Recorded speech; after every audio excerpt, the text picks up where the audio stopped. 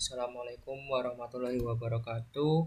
Selamat malam, yang terhormat Bapak Burniadi Mobala selaku dosen pembimbing mata kuliah metode numerik. Di sini pada kesempatan kali ini saya akan menjelaskan bagaimana pengerjaan ETS metode numerik. Sebelumnya perkenalkan, nama saya Rianata Nur Rahman. Saya dari kelas TP 4A dengan NRP 0820040008. Oke, mungkin langsung saja. Yang pertama kita mengetikkan seperti ini untuk data matematika. Selanjutnya nomor pertama ini adalah soal pertama, fungsi trigonometri y sama dengan sin x dan y sama dengan cos x dapat direpresentasikan sebagai deret aljabar dan dihitung dengan komputer. Representasi dari kedua fungsi tersebut adalah sebagai berikut. Nah, karena saya menggunakan NRP genap, maka fungsi yang saya gunakan adalah fungsi cos, di mana fungsi cos ini memiliki persamaan seperti berikut.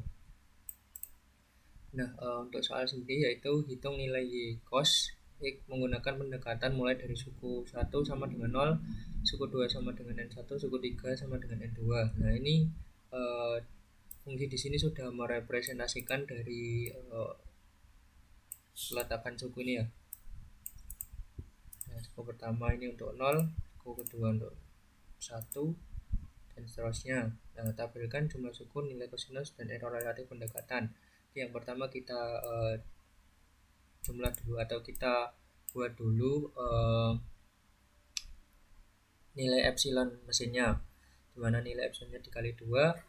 Kemudian kita masukkan di sini kita masukkan persamaannya, dimana persamaan saya menggunakan deret kosinus dengan persamaan bagi berikut, yaitu min 1 pangkat n dikalikan dengan x pangkat 2n plus 1 dibagi dengan ini ditulis faktorial untuk menghasilkan hasil faktorial, dimana faktorialnya adalah 2 kali n plus 1.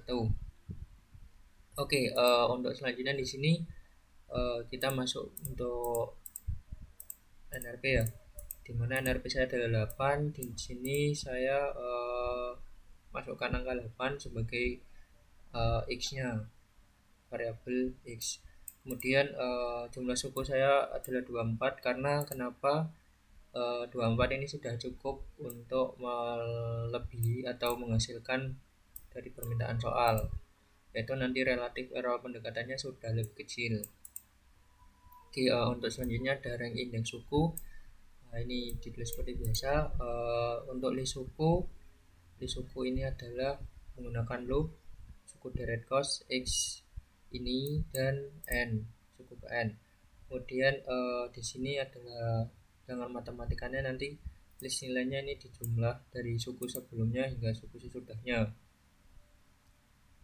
Mungkin langsung saja di sini jumlah suku adalah list jumlah suku, di mana list jumlah suku adalah k plus 1 for k in range indeks suku.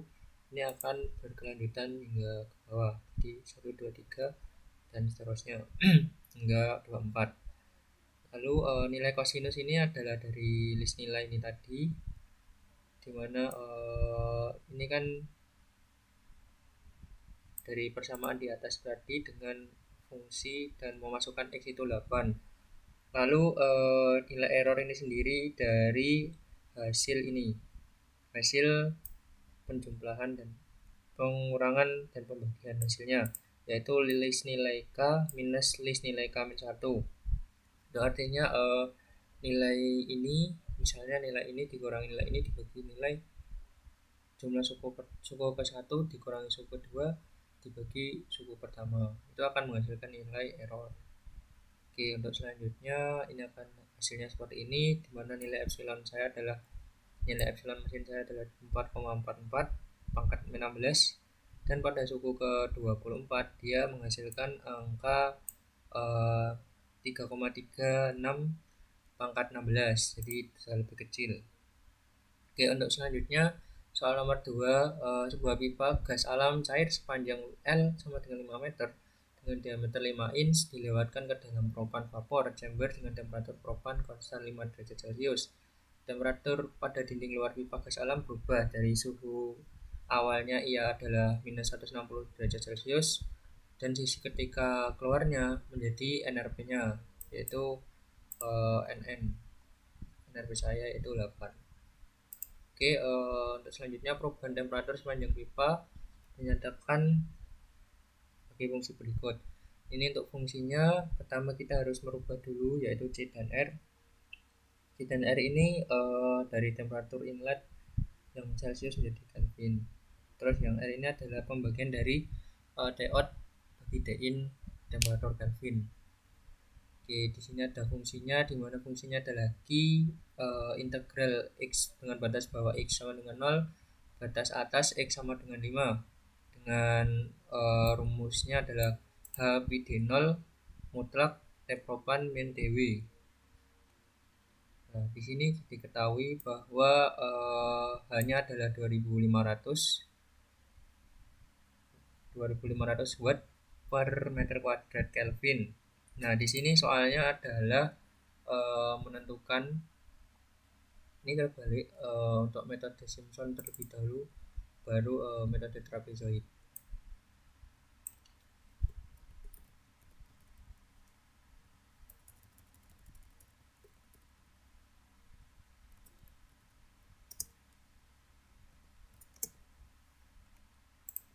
Oke, di sini berdasarkan, nah ini adalah yang pertama kita masukkan datanya, di mana datanya adalah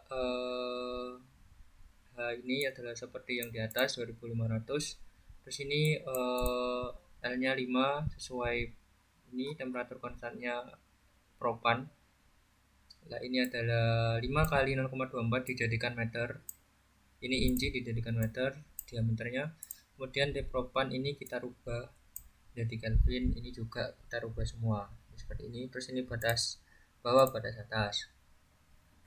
Dan ini adalah persamaannya, yaitu persamaan yang ini tadi, Q sama dengan.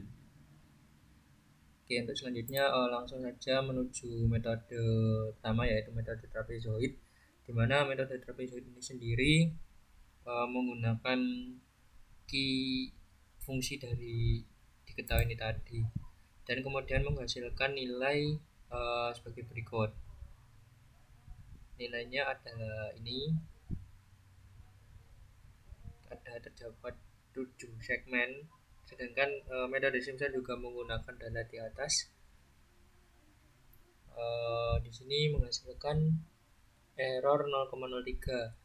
Nah, dari kesimpulannya, jadi dari perhitungan di atas itu kita tahu bahwa metode Simpson ini lebih efektif karena cukup dengan 2 segmen saja sudah bisa menentukan nilai error yang lebih kecil yaitu 0,03. Untuk selanjutnya lanjut ke soal selanjutnya yaitu soal nomor 3. Gas alam mengalir dari sebuah pembangkit listrik memiliki tekanan Pin PP bar dan temperatur Tin T derajat Celcius. Nah, di sini ada rubahan dulu. PP ini sendiri adalah 10 plus 5 NN per 90 dan T adalah 20 NN per 90. Kemudian di sini ada persamaan van der Waals sebagai berikut.